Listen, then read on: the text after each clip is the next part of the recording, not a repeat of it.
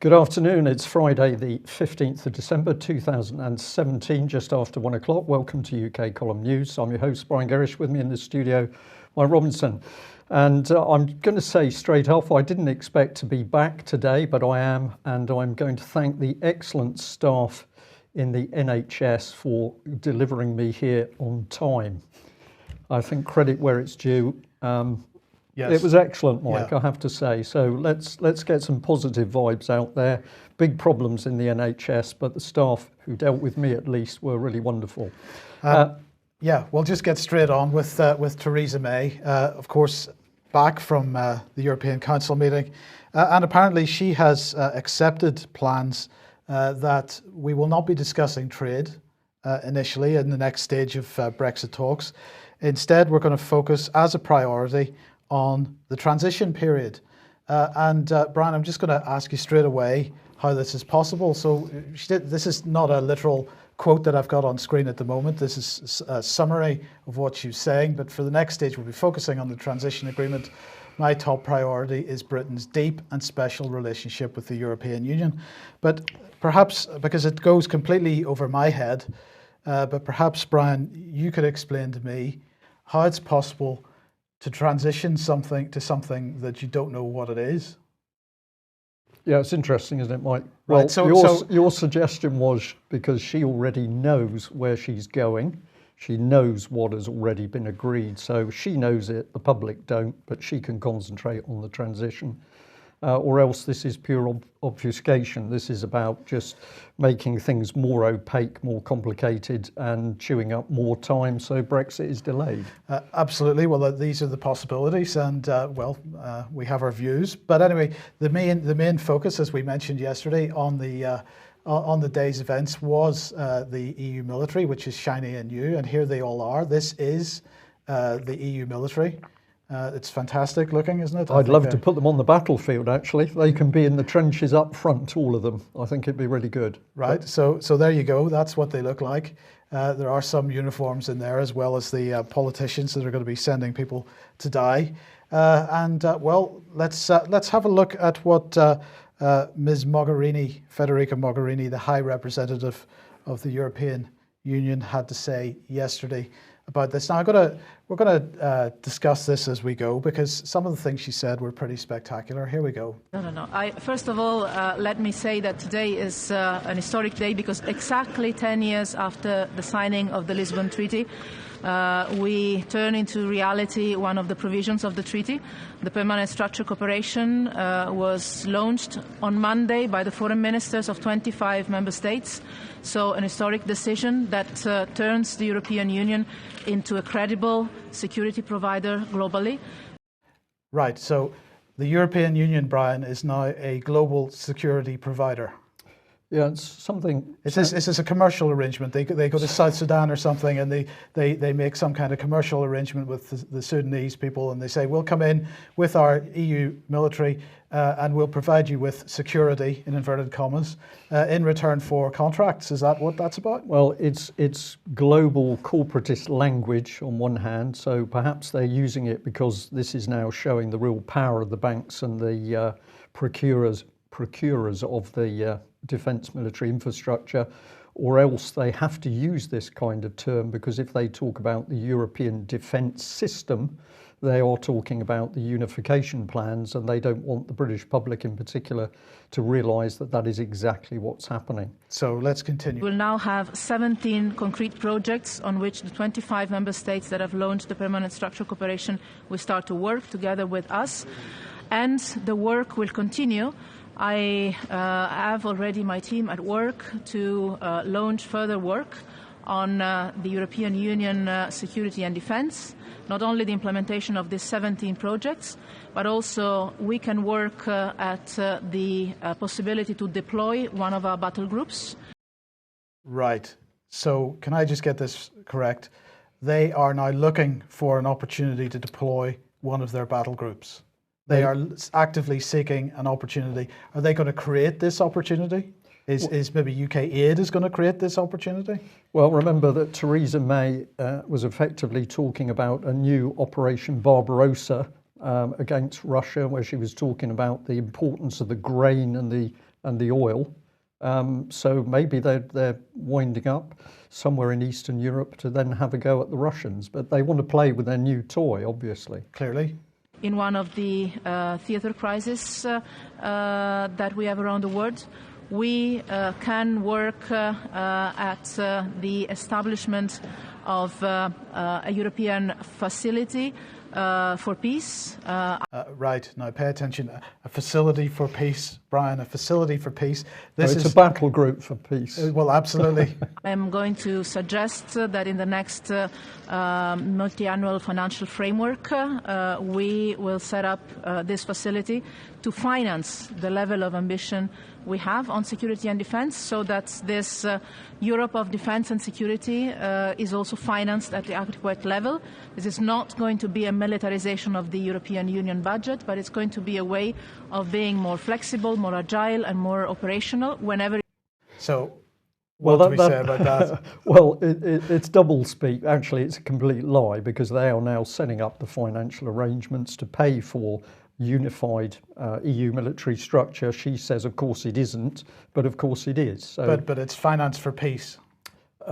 In the form of a battle group, yes. It's needed, and we see that around the world there is a strong need for the European Union to be active as a point of reference, as a player, as others are taking different directions.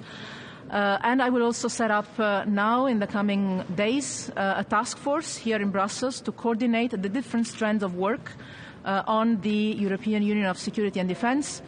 I have to say this is also the best way to honour the Lisbon Treaty that, as you know, created my role as the double hat, Vice President of the Commission, High Representative. It works, it has delivered, and now we have to continue coordinating all the different policies, Commission, Council, European Defence Agency and Member States. Spectacular, isn't it? So the self-praise was just wonderful there, drifted in. I've got 2 hats. I was given those 2 hats. I've done a brilliant job. Well done, me. So, David, we've covered quite a lot there, but this is spectacular from Ms. Mogherini. It certainly is. So it's very clear that what Jean-Claude Juncker, the EU president, called the sleeping beauty of the Lisbon Treaty, is sleeping no more. It's very much alive.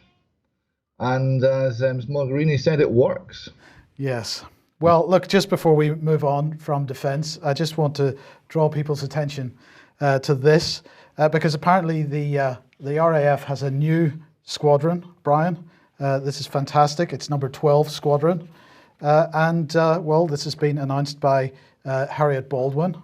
Well, it follows Gavin Williamson's, who's the Defence Secretary. It follows his trip to Doha last week, where he agreed a package of training and cooperation between the British and the Qatari Air Forces. And of course, he also sold a bunch of Typhoon aircraft.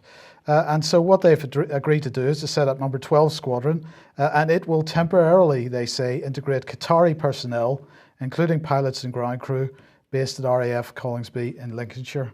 So, Brian, I don't know what thoughts you've got on that. Harriet Baldwin said, just by the way, that Qatar proudly becomes the 9th nation to buy the world's leading multi-role combat aircraft. The formation of a joint squadron means the RAF will take the lead in providing training and support to the Qatari Emirates. So something's brewing in the Middle East, Mike, aren't they? We shouldn't forget, of course, the new Royal Navy base in Bahrain. That was talked about a while ago. It's now gone completely silent, but apparently we want assets in the region, a formation of this squadron. So we haven't got the forces ourselves, so we embed people in order to direct these so-called lesser nations. There's something very, very sinister, I think, forming. Yes. Right. Now, one of the, I suppose, key areas that we've been researching and commenting on for a number of years now is that of behavioural change. And we've discussed behavioural change in economics. We've discussed behavioural change in politics with the Behavioural Insights team and the Cabinet Office behavioural change projects and so on, and Common Purpose over the years. But one area where we haven't looked particularly closely at behavioural change is healthcare. And so I'm glad to welcome Dr. Graham Downing to the programme. Hello, Graham. How's things going? And this is an area that you've been looking into now, and we're going to just run through a few pieces on this. It is something which seems to be at the heart of the political scene at the moment. But to see this moving into healthcare is not the best thing that we've seen, I think. Yeah, hi, Mike and Brian. This is that guy there. His name's Kendall Taylor, Nat Kendall Taylor, and he's the head guy of something called Frameworks. And what they do is effectively they analyze, for example, social media. They'll analyze people. They analyze how they think and how they express themselves, how they feel, and they do this for one purpose and one purpose only: is to work out what makes them tick, and how to reverse engineer to get them to believe whatever message they've been paid to tell these people. So they're kind of hired guns in a way. And the reason why I highlighted that is I had an advanced copy. I did give you the slide. I'm not sure if you've got it there. Oh, you've got it on the screen, I think, which is lessons learned from diverse efforts to change social norms and opportunities and strategies to promote behavioural change in behavioural health. Now, they were looking at mental health a lot there as well. But this was presented at National Academies of Science, Engineering and Medicine. So this is at the highest level. And they've got these guys in now saying, well, this is how we do it. This is how we look at people. And really, when you're on social media, what you don't realize is all your data is being analyzed by these people. And they do it for one purpose only, is how to suss out, to get you to believe what they want you to believe. And I think that's terrible. I mean, it's a simple thing for me to say, really, but it is terrible. We don't want people doing this sort of stuff. Right. So, Graham, you've highlighted a couple of quotes out of this. First of all, Mr. Kendall Taylor, then describes the research process carried out by the Frameworks Institute to discover the cultural models that shape people's thinking. He said that the objective was to uncover the cultural assumptions behind the patterned ways in which people answered open-ended questions. Yeah, and he was presenting to these academies how they go about what they do, how they go about finding out how you think, how you feel, what cultural influences you've got, and then how they target their message to you to get you to buy into whatever they've been told to get you to buy into.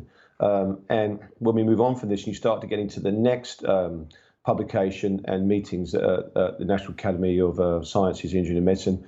You see where they're going with this, because it starts to get into vaccines and what they call vaccine hesitancy. So this one is building communication capacity to counter infectious disease threats. This is Dina Maron, and I think she's one of the editors at Scientific American, which is a huge publication. She looks very young. They all look very young, these people. Maybe we're just getting older, I don't know. And she talks about social media, and they're talking about, yeah, it's a great thing. We can use it for great, but also we've got to watch it, and we've got to be very careful with it. And she was giving expert advice to health experts, and she said, look, in terms of practical advice for public health experts and responders, Maron recommended being vigilant online to see what information and misinformation are spreading, perhaps even making that task part of someone's job. And when you move on to the next slide, you're going to see that's already been done. It already is someone's job. And the lady you've got on there, if you might want to read something off that. Right, it says Dr. Heidi J. Larson is an anthropologist and director of the Vaccine Confidence Project, professor of anthropology, risk and decision science, Department of Infectious Disease Epidemiology, LSHTM, associate clinical professor, Department of Global Health, University of Washington, and the Chatham House Center on Global Health Security fellow. Dr. Larson previously headed global immunization communication at UNICEF, chaired Gavi's advocacy task force, and served on the WHO SAGE working group on vaccine hesitancy. The VCP is a WHO Centre of Excellence on addressing vaccine hesitancy. Dr. Larson's research focused on the analysis of social and political factors that can affect uptake of health interventions and influence policies. Her particular interest is on risk and rumour management from clinical trials to delivery and building public trust. She served on the FDA Medical Countermeasure Emergency Communications Expert Working Group and is a principal investigator of the EU-funded project on the development, acceptance and compliance of an Ebola vaccine trial in Sierra Leone. I mean, there's a mouthful just in that lot. I mean, you've only got. I mean, look, I stay to my field, but I'm reasonably informed enough to see things like Chatham House start coming up and other things. And you guys, I'm sure, could spin off quite a lot and talk about those places. But what this suggests to us is this woman is very, very deep into the systems that you guys and the systems of government and the deep systems of government and what you guys would call the deep state. And if you look at her bio there, it really exemplifies that perfectly. And what's incredible, did you know all these groups were going on? Did you know that the FDA had a medical countermeasure emergency communication expert working group? I mean, who'd have thought that we were such a threat, all these people here that chat and talk about vaccines, that they've got to have expert emergency communication groups to meet and discuss how they're going to tackle people that just query and just ask questions on social media about global health intervention. And just the word global, every time you hear that word global, global, global, you know, you really, the hairs on the back of your neck should stand up, because these are people who really are just centralizing power. And really, when you look at the research, and as we progress on further, you'll see how disconnected these people actually are. In this one, it says that she began a presentation by quoting Margaret Chan, director of the World Health Organization, who said the days when health officials could issue advice based on the very best medical and scientific data and expect populations to comply may be fading. She noticed that changing maybe in that quotation to are would reflect the reality of what she called the post-fact society. This is kind of the same narrative that we've had with the so-called post-truth society and fake news and so on. So there seems to be some overlap there. It goes on to say Larson's program, the Vaccine Confidence Project, acts as a surveillance system for public opinion on vaccines. The vaccine issue she worries about the most relates to how the world behaved in regard to the H1N1 outbreak and what she called the horrible worldwide non-compliance around the vaccine. There's a quote here. She said, it is not just the end users. We have people in the middle, the gatekeepers, the health professionals and the gatekeepers outside of our health community that we need to put under our lens. That sounds pretty Orwellian, I think. Yeah, indeed. There's the reason why, okay, there's two people, there's a one person mentioned there, Chan, okay, kind of head of the World Health Organization. And I did send you the last quote, which hopefully will get us to mention when you see just where this woman's coming from. Put her to the side for the second. What they're suggesting is the assumption has been made by these people that everything that has been said, everything's been done, the research is all there, and you can't question anything. Anything that questions is post-fact. There is absolutely no science to back that up. In fact, the opposite. The minute you stop talking about science is the minute it becomes unscientific. We then start to become fake science if we don't challenge it. And it's the same within politics. And what she's saying is, look, they're being challenged now by not just people outside of the medical community, but people in the medical community. And she said, we've now got to put those under our lens. And what they're doing is they're monitoring all of us. It's just outrageous. Now, if you look at that quote in big letters on the, I'll just very quickly before you go on to the next slide, Mike. She said, look, she noted that this non-compliance was not just the US or European phenomenon, it's worldwide. And the Indian Ministry of Health called her up and said, why are 85% of our nurses and trained healthcare professionals in one of India's states refusing the vaccine? And because people are starting to think and they're starting to realize that maybe not all is what it says on the tin with these things. So we've got The Guardian here.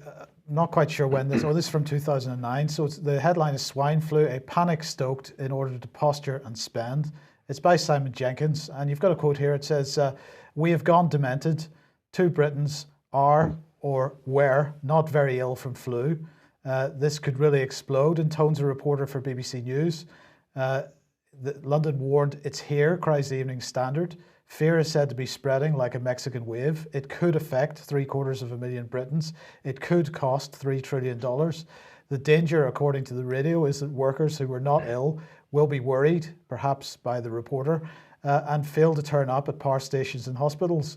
Appropriately panicked, on Monday, ministers plunged into their Cobra bunker beneath Whitehall to prepare for the worst. Had Tony Blair been about, there would have been germ warfare suits. British government is barking mad. Well, I mean, how many times have we seen this? With the SARS, with the bird flu, with this, swine flu, with Ebola.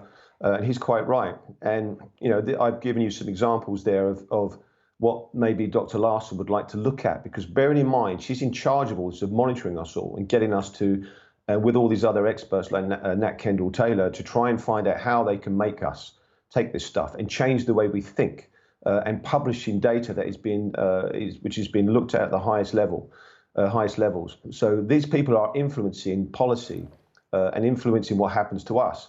And the reason I've picked this example, what she said, is because she's talking about swine flu. She's so upset that we didn't get everyone to take the swine flu thing. Now we're going to pull that apart through these next slides. And that's an introduction first to say, well, there may be a lot more what was going on with this swine flu than what we originally thought. And if you show Sharon, I think you've got it up on screen, which is Cheryl Atkinson.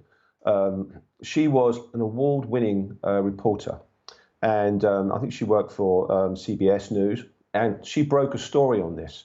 And she went through and she looked at it. She first of all went to try and find out data on who's actually got swine flu. And she went to the officials and they didn't give her the information. So she went to each individual state in America, quite a few of them, and she got individual data. And the bottom left kind of pie charts there, a little flow diagram of pie charts, tells you that hardly anyone had flu, let alone had swine flu. Of all these people they were diagnosing. I mean, in one state, Florida, only 17% of who they stated had swine flu only had it. In another state, it was 2%. Another one, it was only 1%. In another one, only 2%.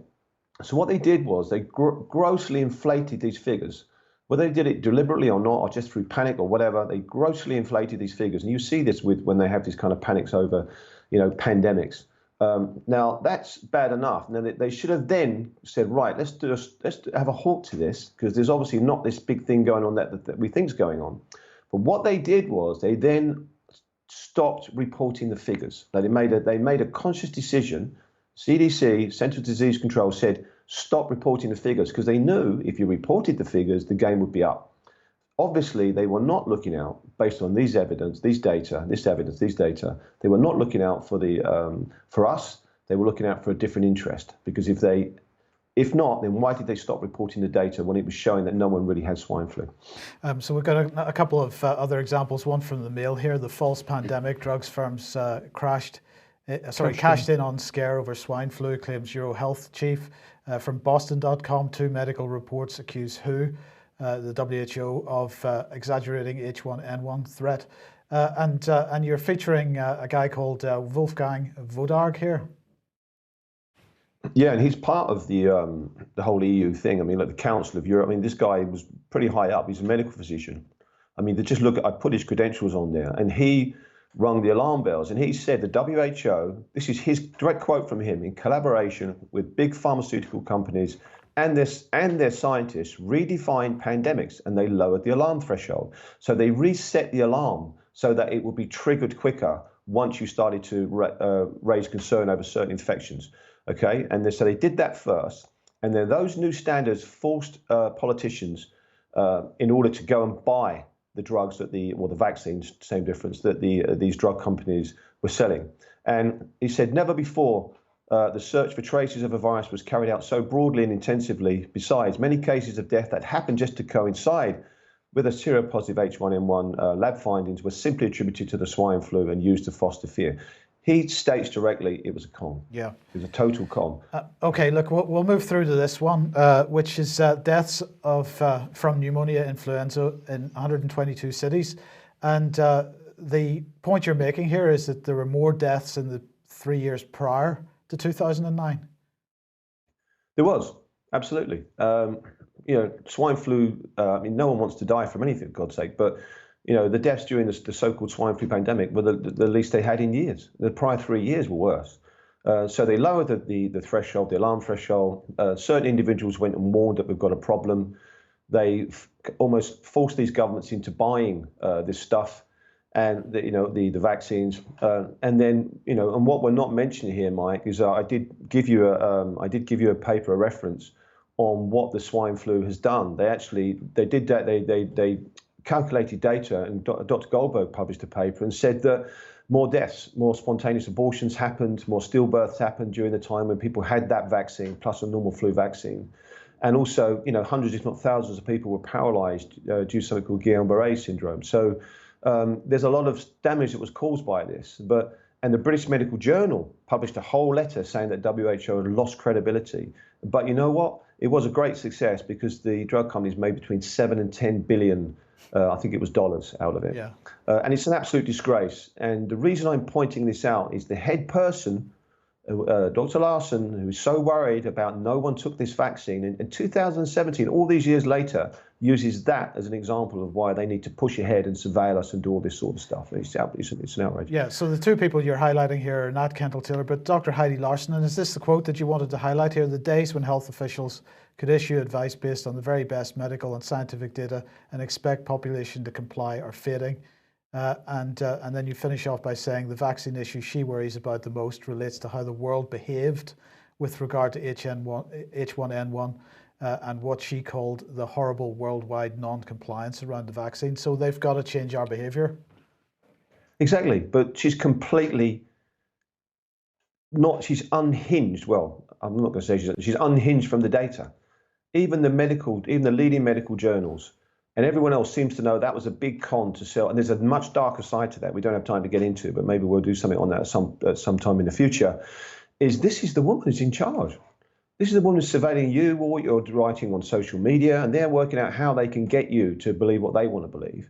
She's the trusted person at the helm, and yet she doesn't even seem to understand that what her perfect example she's using to drive this forward was a complete con. Yeah. Okay, Graham, thank you very much for that. Much appreciated. We will speak again very soon, I hope. And we can encourage people to research for themselves. So Graham's given a pointer at where to be looking. Go away and research this information for yourselves. Right, now let's move to the BBC. And David, Belfast Telegraph here is reporting that the BBC has been using the Regulatory Powers Act, the terrorism laws, to catch people who are not paying their TV licence. The BBC is using anti-terror spy laws, writes the Belfast Telegraph, to trap licence fee dodgers in Northern Ireland. And it transpires not just Northern Ireland. Just one little comment from that article, which is particularly sinister. A TV licensing spokesperson said the average evasion rate remains at a low of 5 to 6%, meaning 94 to 95% of homes are correctly licensed. So in their view, there are two options. You are correctly licensed or you are evading the license. There doesn't seem to be any third option where you actually don't have a TV. There you go. Now, this has been generated through a firm called Capita.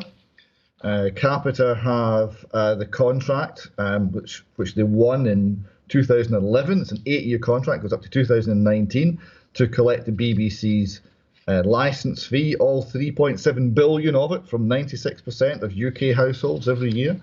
And the BBC seem extremely happy at their efficiency.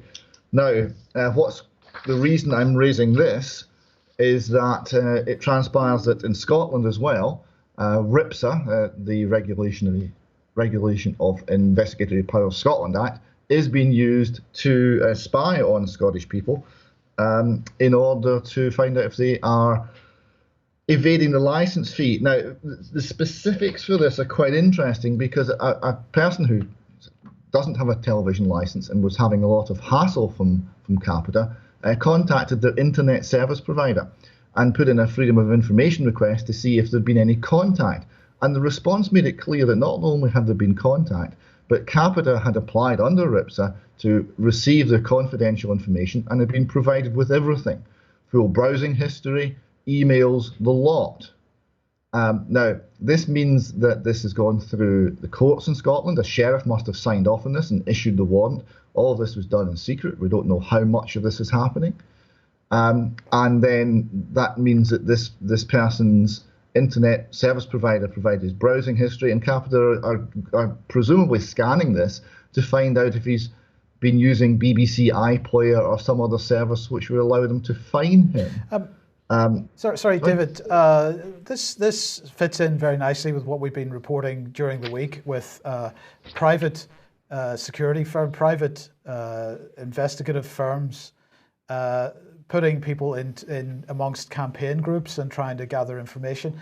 But I wasn't aware that the Regulation of Investigatory Powers Act, whether it be in Scotland or the rest of the UK, was for the use of commercial organisations. I thought it was for the use of the security services and the police. This is something I think that as a general observation, people probably aren't aware of. Well, when it was sold to us, it was sold as necessary protection against terror, against the nasty terrorists, as so many of these things are.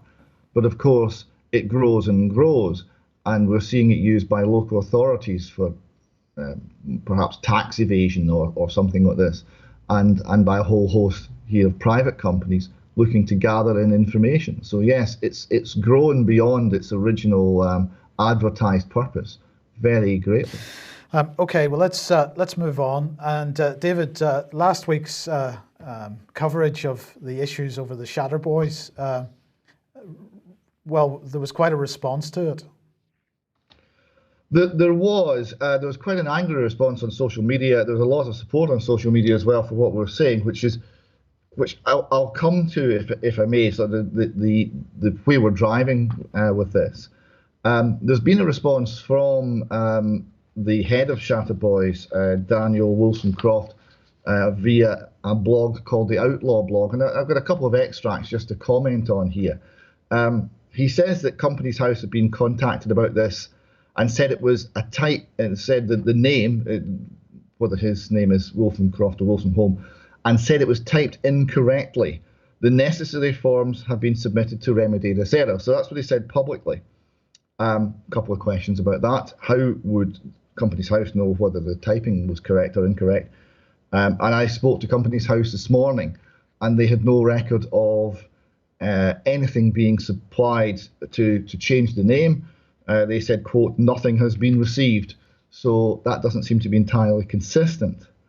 Mr. Wilson-Croft also said, I personally have high-level security clearance through the Home Office, and my name is Daniel Mark Wilson-Croft. Now, this refers presumably to the fact he's on the government inquiry into child sexual abuse in the panel of victims and survivors who are advising them. And this is something that we see in Scotland as well, and it's very strange because the people who are invited onto these government inquiries are often individuals who run very small organisations or essentially personal organisations. A lot of them are run, in Scotland at any rate, in quite a chaotic fashion, whereas large, well-organised charities with a long track record of looking after child sexual abuse victims are excluded from core participation status or being in full involvement with the government investigation. And it's very strange as to why the government is choosing certain people and not certain others. And that concerns me quite a bit.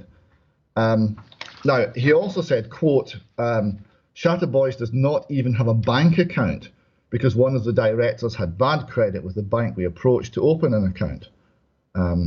We have received numerous donations, which has helped us travel and see clients up and down the country and run numerous events, end quote. Now, this also throws up some questions. It's unusual, very unusual, but not unknown for a limited company not to have a bank account. But that presumably means that the banking facilities have been run through the director's personal bank accounts. So that does raise some questions. Now, how much money has actually gone through this? Mr. Wilson-Croft says that he's essentially subsidising this organisation, making nothing from it. Are there formal accounts? Can this actually be substantiated? There obviously, it gets very complicated if the tax authorities get involved in this sort of thing, because unless there's proper accounts, these things would be viewed as a director's loan, and it gets very complicated indeed. And I'll close on this one. He said the Companies House registration was pointless and means little, quoting Daniel Wilson-Croft again. It means little as it has no impact on how we work. It seemed like a good idea at the time, but it's caused more trouble than it's worth. And this is the reason it's getting dissolved, because a letter has been sent to confirm, because no letter has been sent to confirm that we want to stay open. So the organisation has been wound down after a year, no accounts ever produced. This is not the sort of organisation that you would normally expect to be chosen by the government to represent victims and survivors at the official inquiry.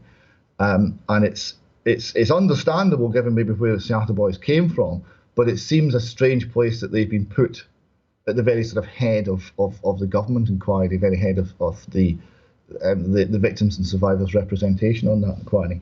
Now, speaking to some of the people in Manchester who were part of Shatterboys, they made it clear that what this organisation started off was a group of regular men who had been abused and were in pain and were meeting to help one another. And that's something we can all applaud. It seems to have changed, and there are questions when it becomes a limited company, when it starts raising money. Things have to be done correctly. And this is why we're asking questions, in order to promote that. Now, I'd like to finish here. I've got a quote from Robert Greene, because I've been discussing what's been happening with people in this movement to defend child sexual abuse victims and survivors. And Robert Greene's comment, he said, absolute commitment is required, and it's vital to signal to the corrupt authorities that they are not feared. We believe in truth, compassion, justice and clarity. Our opponents, predominantly bullies and cowards, choose to live under stones. Transparency is our greatest weapon and our opponent's greatest weakness. It is the one that is most likely to take the people to victory. And I thought that was excellent. And that's why we're calling on transparency. And that's why we're saying that all the organisations involved in the fight against child sexual abuse have to be completely upfront, completely clear on their dealings, and scrupulously honest, because anything less will be exploited by those who wish to cover this up and keep everything in the dark and maintain the situation, which, let's not forget, has been industrial scale child sexual abuse endorsed and covered up by the authorities in this country for years. Yeah. Any thoughts? Well, I think it's important to get to the bottom of it. Perhaps we can say quite strongly that we do appreciate a number of people have got concerns that UK Column has asked questions. I think I'm right in saying we have given the opportunity for the gentleman to actually come on and speak live on UK Column, but that offer wasn't taken up. So at the moment, there are some grey areas, and we think it's right to ask questions. Final comment, Dimit? I would just like to say I raised last week whether it was the same Daniel Wollstonecroft that had been involved in the fraud, and pointed out that we didn't know this. I raised this because it had been circulating on social media, and I thought it was important to point out that there was no link that was established between this man and the person who had committed the fraud. Mr. Wollstonecroft has made it very clear that it's not him. He's stated that categorically, and I think it'd be fair to him to point that out today. Okay, thank you for that. Now, let's move on to Scottish issues and Scottish tax, David. Scotland lagged behind UK with growth below 1% until 2022. That's in the Scotsman, but the BBC pointing out that NIPI is heading forward with some income tax changes. And I saw a press release or something from HMRC over the last couple of days, which was really making the point that if you're moving to Scotland, you've got to contact them and make sure that you're on the correct tax code. So what is going on with tax in Scotland? Well, we're a different country, as you know. All things are different here, north of the border. And what we're seeing is the effect of a slowing economy. For the last 10 years, it coincides with the election of the SNP government, as it happens. Not cause and effect, I'm sure. Growth has been falling in Scotland and falling below the UK average, whereas it was very similar before. It's facing slow productivity growth and a situation made worse by an ageing population. That's quite strange in some ways, because up until 50s, 60s, you actually got more efficient. The tax system is now entirely different, with different tax rates. Everyone, the cut-off point's about £26,000. Below that level, you'll get less tax, £20 a year off your tax. Above that level, you're taxed more highly, with the highest rate earners paying another £1,774 per year. So that will be a disincentive for hard work and enterprise in Scotland, which would be the very reverse of the correct policy, given the fact that we have a productivity crisis. Indeed. Okay, Brian, the Russians.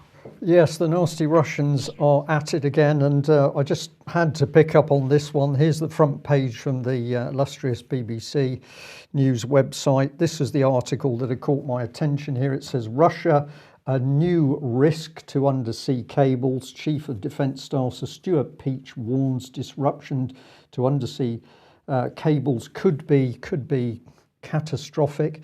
The images change on this little one, and this is the cables. You might not be able to see it as it's quite small, but those are the cables. They do change to a nasty Russian submarine just to ram things home.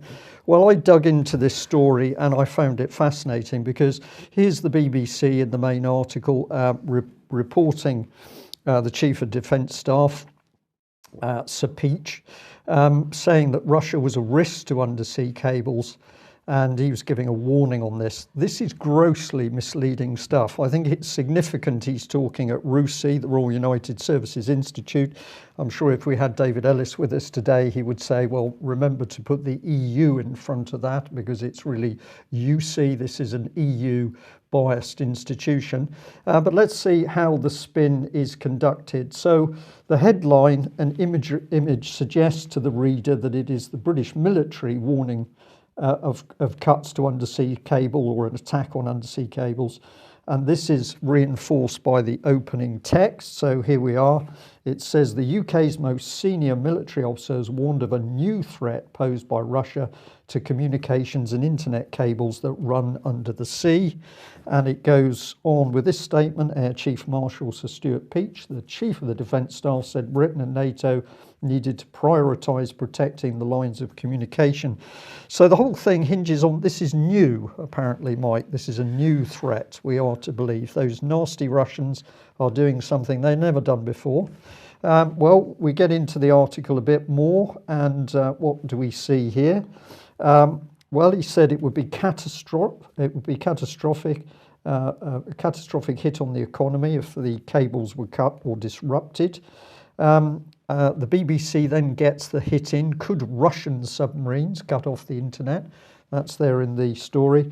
But where's this story really come from? Well, it's actually really come from the Policy Exchange think tank. And this is where we are now starting to see media spin, which is really fascinating. So Policy Exchange, UK think tank, we're an educational charity whose mission is to develop and promote new policy ideas that deliver better public services. So we've now got a charity advising us on defence, but is it really Policy Exchange that's advising? Because here's the document that it's all based on: undersea cables, indispensable, insecure. It's got a foreword by Admiral James Styridis, if I pronounce that correctly, United States Navy retired, former NATO Supreme Allied Commander Europe.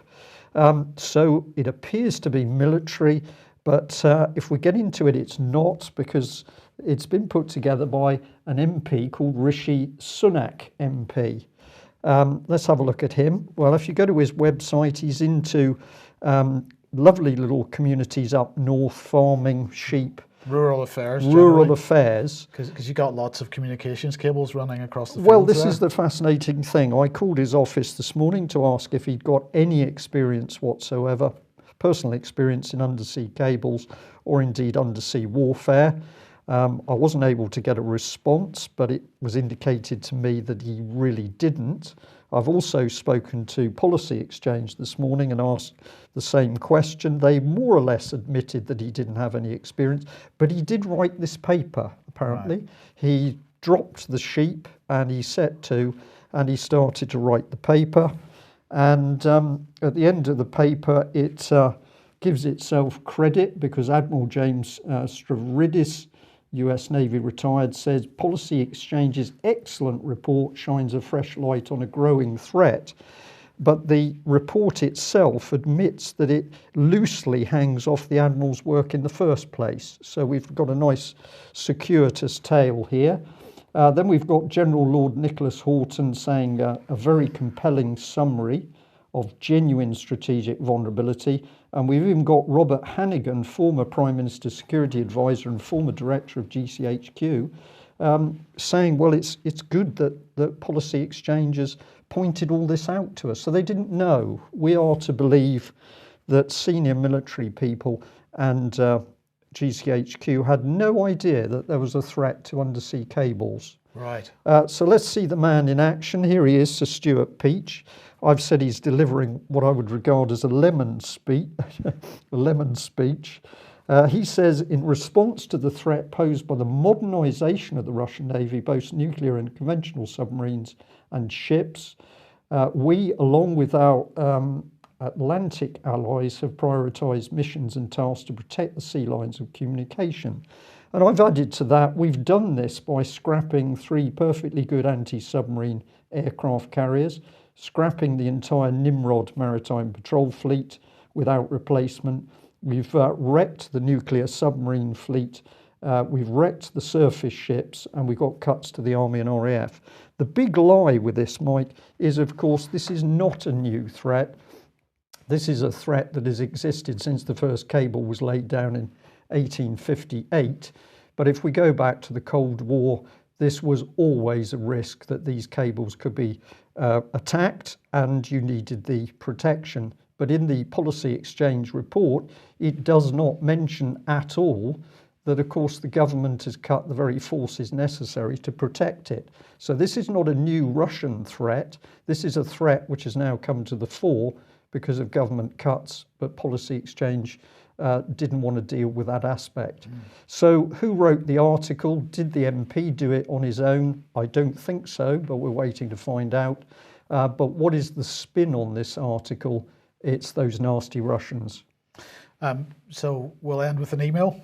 I think we should. So this is an email. Is this an email you have sent to? Well, this is the email that I've actually sent through to the MP himself. I said, "Dear Mr. Sunak, I've been alerted to the BBC report on the policy exchange report undersea cables. Can you please direct me to your personal experience in undersea cables and undersea warfare, upon which you rely in making this most interesting report?"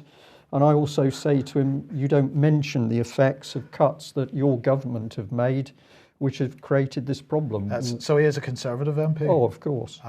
And just in case there's any doubt, Policy Exchange says it's a charity, but of course Francis Maud MP was one of the people behind the setting up of this independent non-political charity. So it's an independent non-political Conservative charity? Sort of, yes, Mike. Right. But we're waiting for a formal reply from Policy Exchange as to why they left out defence cuts, and we will report accordingly if and when we receive any reply. We should leave it there. I think we should. We will end on a good note. We've taken delivery of more UK column pens. We can't fulfil orders before we take the break for Christmas, but in the new year... No, I think we probably can. We will. Can. We're going to try and do that, yes, okay. Absolutely. So on Monday those will go out. Well, there we are, the live update on the success of the UK column pens. If you haven't got one, we may be able to fulfil that before Christmas, so that would be extremely good. Thank you to all the people who responded to our pleas for subscriptions and donations.